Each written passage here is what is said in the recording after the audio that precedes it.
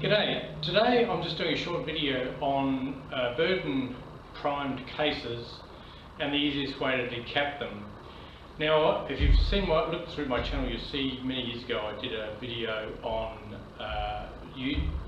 using Berdan primed cases in the 6.5 by 55 Swedish Mauser, because that's how I kind of first got into doing it, and I still do today. I still reload all of my 6.5 cases. They're all Berdan cases, and I still do it this way and use Berdan primers. But I was looking on the internet, on YouTube, just a while ago, and I saw that there's still a lot of videos on people saying how to decap Berdan cases, and also just comments in forums where they talk about using either just a dowel in the top of the case or a one of those RCBS little tools that apparently, I've never seen one, but apparently they use a little prick to flick the primer out of the back of the case.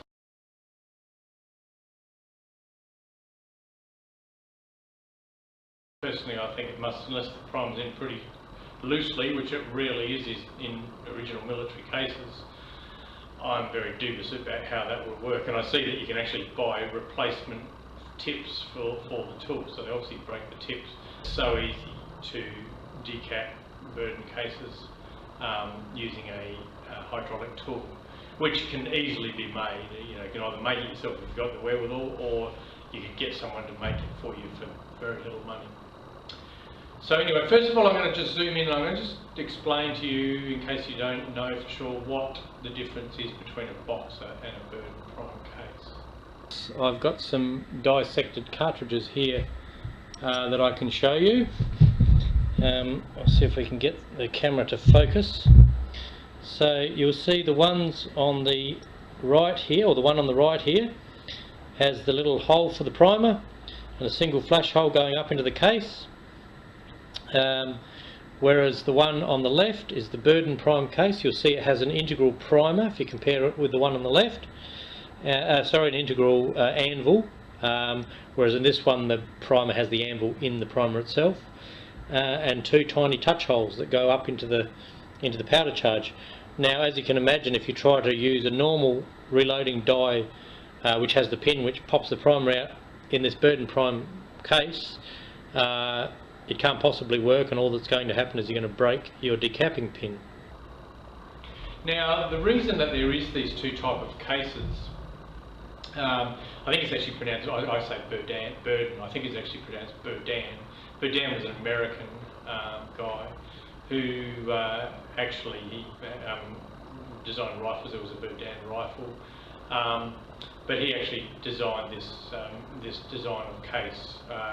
So in the Berdan case, the actual anvil which crushes the priming compound when the firing pin hits it is actually integral to the case, and then there's the actual flash holes going into the case aren't in the centre. Now, typically there's two. In most cases they're two, but as you'll see in the video today, they can be only one, and apparently they can be three as well in some cases.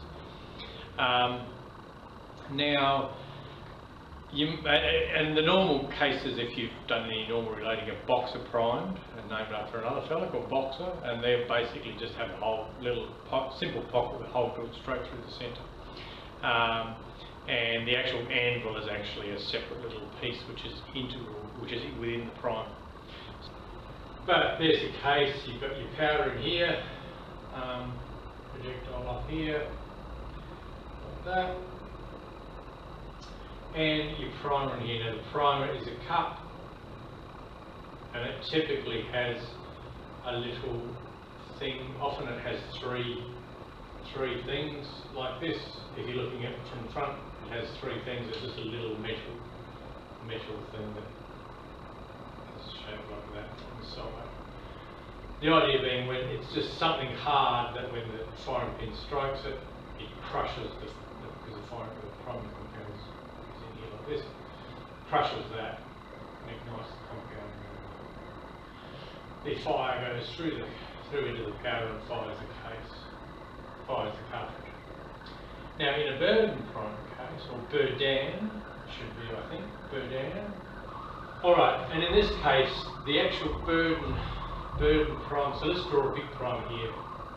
So there's a boxer one, so it's just a metal cup, softish metal cup. Typically there's a pellet of priming compound in the bottom of it, so it's something that when crushed quite violently is actually ignited, and then there's typically this little angle which sits like this.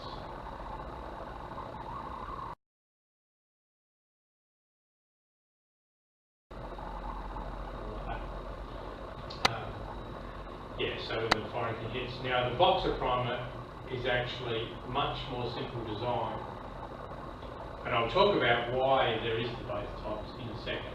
So again, you've got your priming compound sitting in the bottom of the cup, metal cup, but there's no angle, it's just a simple cup like that. Often, if you're in cross-section, the bronze I buy, the RWS 5.5s, they actually have a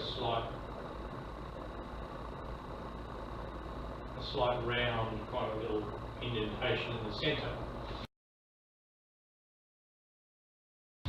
that allows that, so when you put it in, the actual anvil sits in that little indentation. Now the reasons for having this type, like the US military and our Australian made, there was a lot of ammunition made for the military here by Tallis, which is down in Victoria, New South Wales. There's a few arms factories. They make 5.56 and they make 7.62. They're all boxer primed.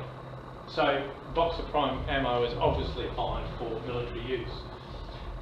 Whereas in the old days, all the old 303 ammo, both British made and the Australian made stuff that was made here in the arms factories, which back then the government owned, is all Berdan primed.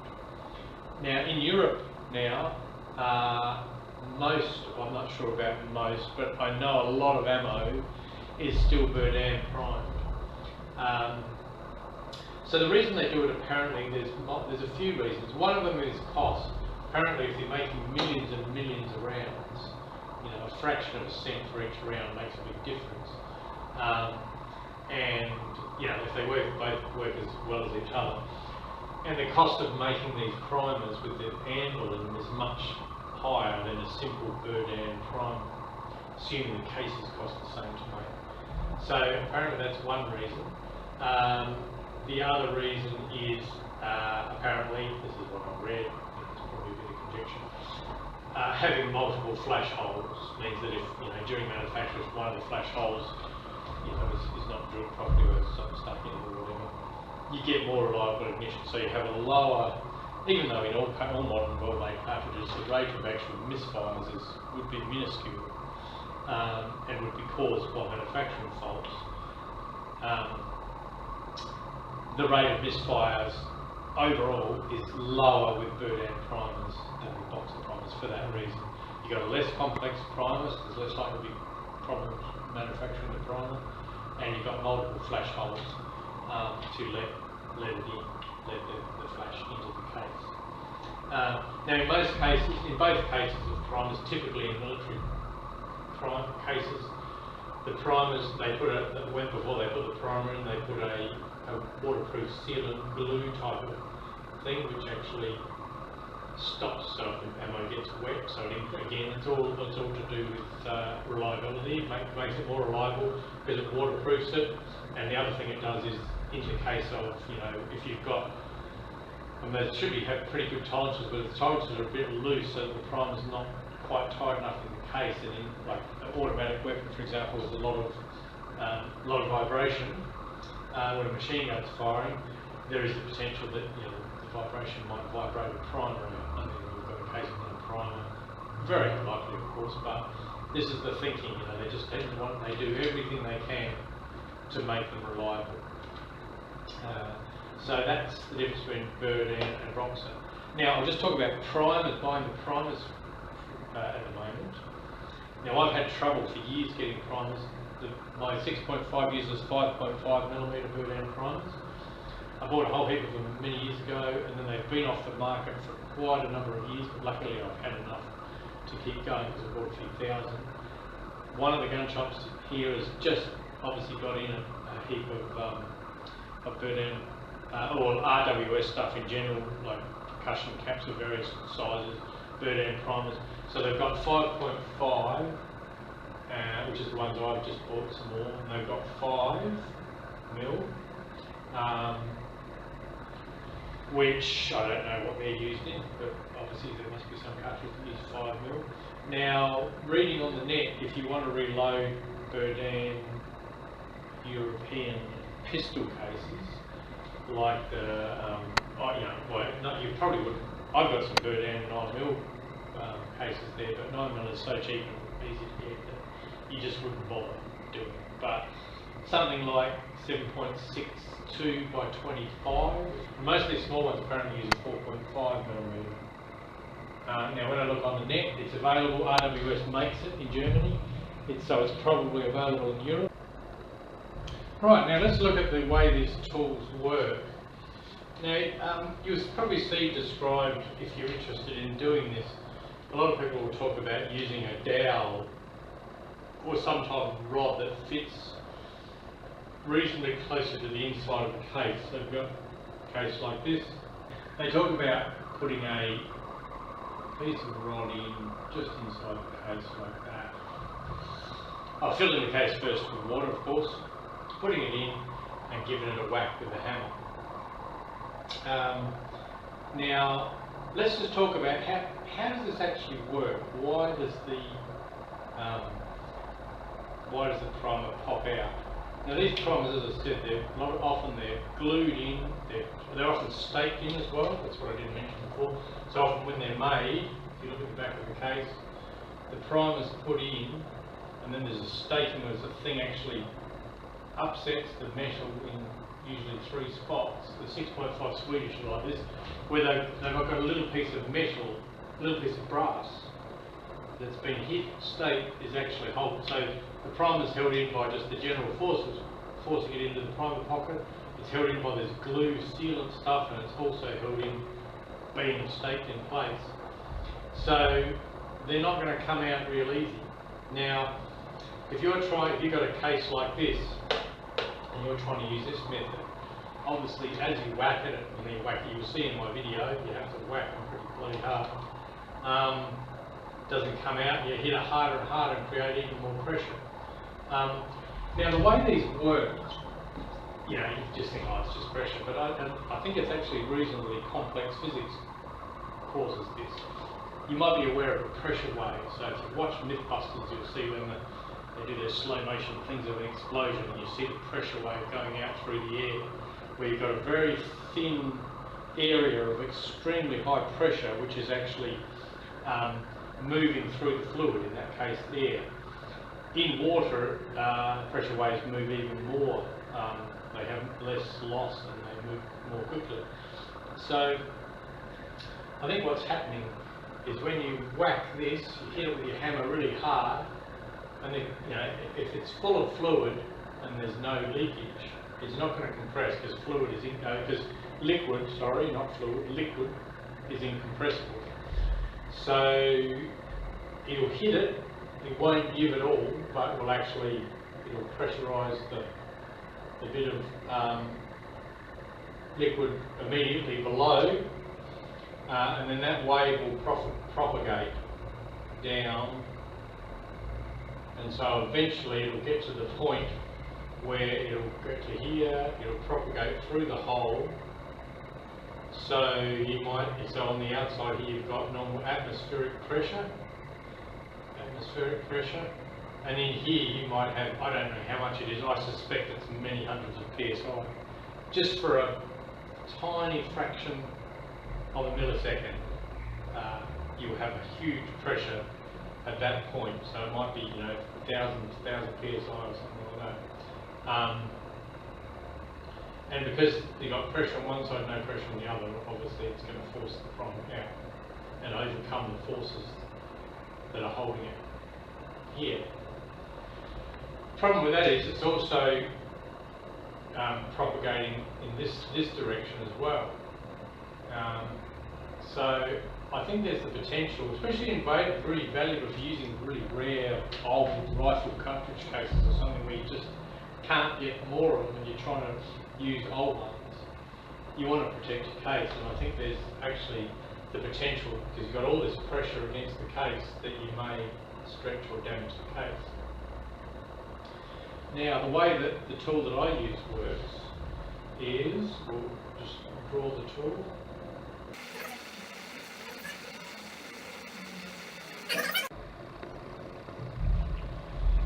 So you've got your case sitting in here, and you've got this plug at the top.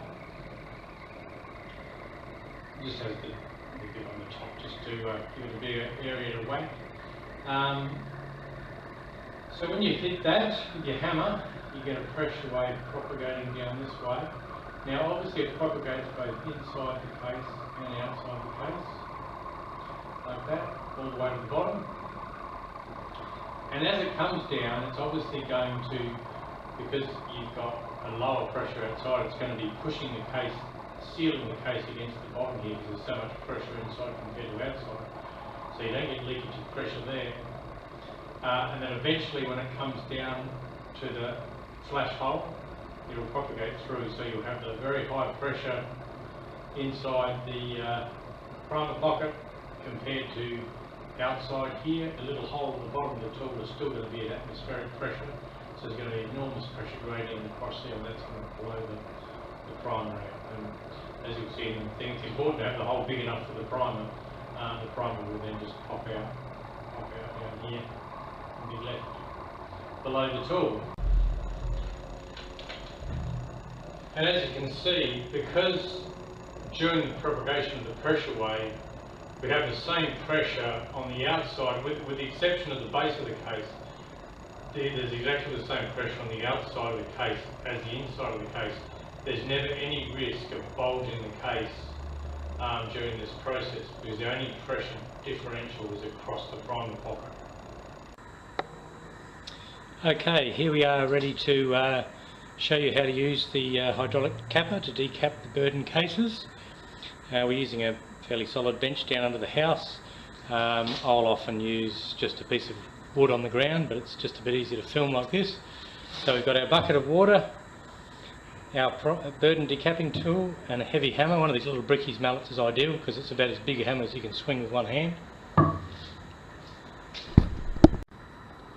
Okay, so here we go. We've got a once fired Berdan prime case, still with its original military primer crimped and glued in. Drop it in there, put it in the water, fill it up with water. There's the primer. One hit and it's out. And I don't know if you can see, but it's probably a bit dark under here. You can still see the remains of the green glue in the case. Now I'm just going to give you a demonstration on how this can be used for loading other cases. So there we have a 7.62 by 51 NATO. This is the same tool as I did the 6.5s with. There it goes. Is that done? Now this is an interesting one. This is a brass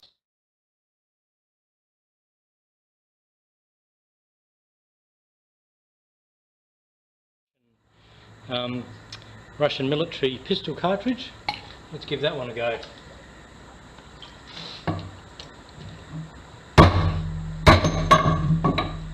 Now that's being tough, and that could be because it's not sitting central in the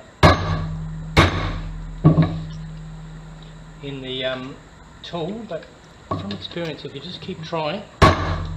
Let's have a look. No, it's, funnily enough, it's bulging the primer out. I don't know if you can see that.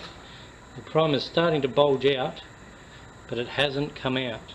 That just goes to show there's no way that's going to come out with any mechanical method with a pin or something. We're just going to keep persevering. And look at that. Took quite a bit of banging. Interestingly enough, if you look at that, it's actually only got one touch hole. And that's possibly why they're so hard to get out, because all the force has to, and it's a tiny little touch hole, all the force has to go through that tiny little touch hole. But that worked.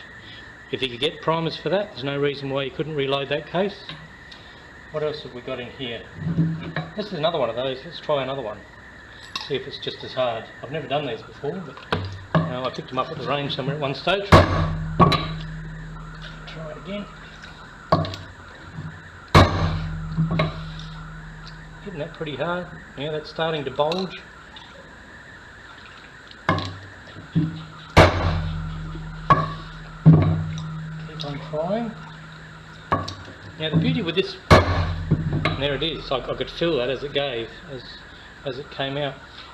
And if you look at those cases, yes, you can see tiny little touch hole in there. There you go. Can you see that touch hole shining against the white? There's only one of them there. That's interesting. Right, let's give this one a go. So this is a this is actually Boxer Prime because it's an Australian Defence Industries case, but 5.56 by 45.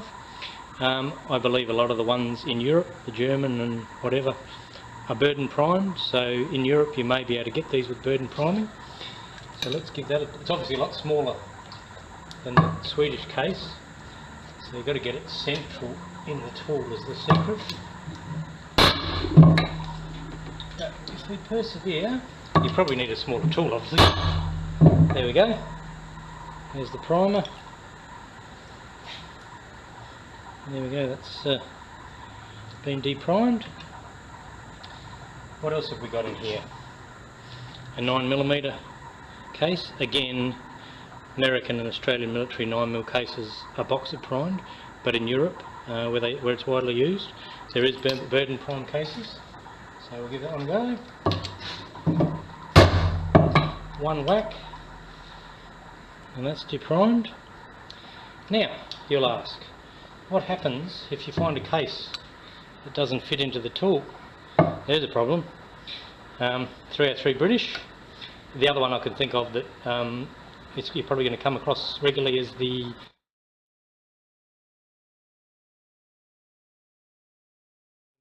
Mosin Nagant Russian case, similar sort of case, rimmed about the same size. Now what do you do about that? Well, what I did about that is I got a friend to make me another one which is bigger and it fits it. So one thing he did do, he made a bit of a boo-boo and he made this so that it was a bit big, it was a bit loose, so when you put it in it fell down too quickly, but I got around that just by getting a little groove machine and putting a small O-ring in there, so it's quite tight now. So we'll put that in there like that, put that in there like that. That's a tight one too. You can feel when they're tight, they just don't, there's no give at all. So again, you know, this is the only way of getting these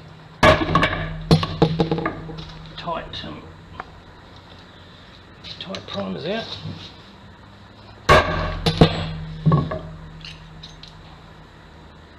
Again, it's just like the Tokarev one. It's bulging out. I don't know if you can see that, it's probably not a little light. The primer's starting to bulge out. So it's that tight, it doesn't want to come out.